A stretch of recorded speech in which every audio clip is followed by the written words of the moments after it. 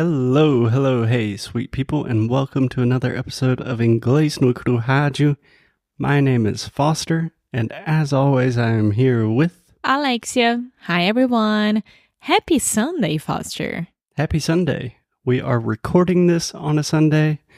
That does not mean that you are necessarily listening to this on a Sunday, but happy Sunday, Alexia. Happy Sunday. Rain is not falling.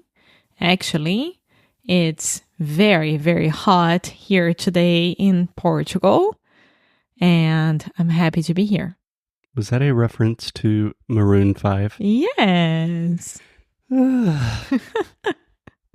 Okay, guys, let's get serious. Let's get down to business. We talked about, Alexia and I had I don't want to say long conversation, but we had a conversation about what it means to be a beginner when you're learning a new language. So in this episode, I was thinking we could just give you all of the good stuff in one short episode. Yes, I think that it's like a checklist of things that you need to be aware if you are a beginner in English and you want to make the most of it. Yeah, essentially, if someone comes to me, if a Brazilian Jose comes to me and says, Foster, I want to learn English. What should I do? These are the things we would tell him. Okay, so go ahead, teacher. Okay, so the first question that I would ask all of our students is, why are you learning English in the first place?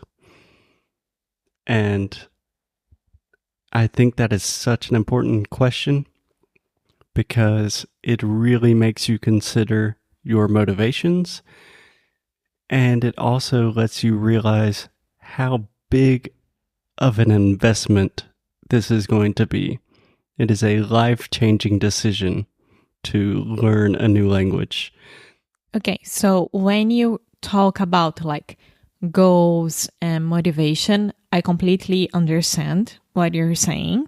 Eu acho que todo mundo que tá aprendendo inglês no começo ou quase no começo tem que entender quais são os objetivos, a motivação por trás disso. If it's like for a job, for your professional life, for your private life, for travel, para viajar, seu trabalho, para o que é.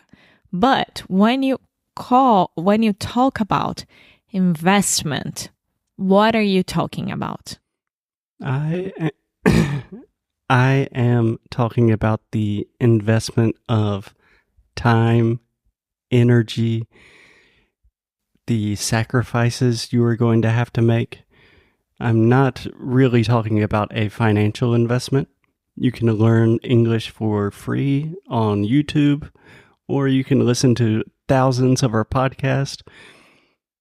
You can also pay a teacher or sign up for one of our courses. That definitely helps the process go a lot faster. But what I'm really referring to is the amount of energy and time that you are going to have to spend studying and practicing English. Yeah. Especially when you are an adult already. Yes. So just to close this question, Alexia, I believe one of the first episodes ever that we recorded like 7 years ago, I recorded in the bathroom of an Airbnb no Rio de Janeiro, and the episode title was, Are You In or Are You Out? Que seria... Você tá dentro ou não? Yeah. That's the first question you have to answer. If you're in, good, let's go. We can keep talking. If you're out, that's cool. Learning a language is not for everyone, and that is totally fine. Yeah. So in order for us to make progress here, so the first thing that someone that is starting with English should know or should think about is qual a motivação, qual o objetivo. Yeah.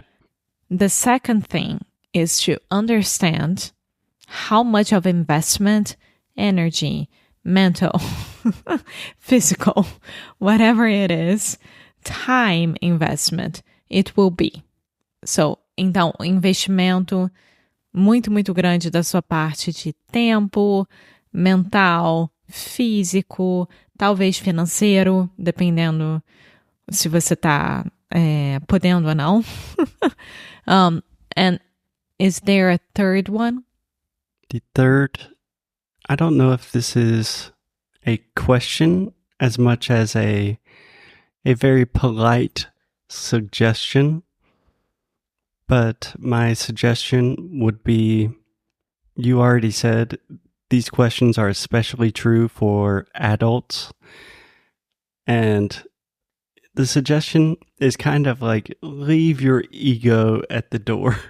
That's a mean way to say it, but the nicer way to say it is accept the reality that you are a complete beginner and you are going to sound silly. You're going to have to learn how to make new movements with your mouth, create new sounds. So it's much easier to, I think the way that everyone should approach learning a new language is much more similar to like learning how to play a new sport or learning how to play a musical instrument. Or for example, Alexia, right now you are learning how to do ceramics. And I suck right now. I think she's pretty good already. I'm very proud of myself, but right now I suck compared to the other people in my class. Yeah. And that's okay. And you have to embrace that and fall in love with the process of being a beginner, because if not, it's just not going to be fun and it's not going to work. Yeah, that's true. So, o terceiro do nosso checklist é você aceitar que você é um completo iniciante e que tudo bem e que vai ser chato, frustrante, dá medo e deixar o seu ego de lado e realmente abraçar essa parte de iniciante na sua vida. That's it. I think... Very well said. Yeah, I think that's awesome, Foster. Thank you so much. Of course. I think with those kind of 3 tips or principles or questions, whatever you want to call them. No, I was thinking, I want to say more. If you cannot answer these 3 questions or statements, I have no idea. Mm-hmm. I don't think that you will be able to move forward.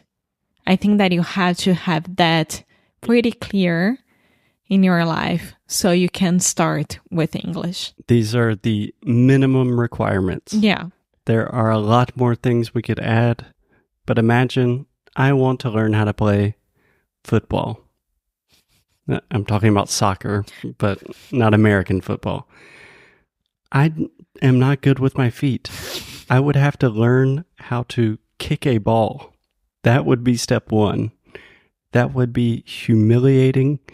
And then I would have to like get a coach, and then I would have to start practicing and kicking balls every day.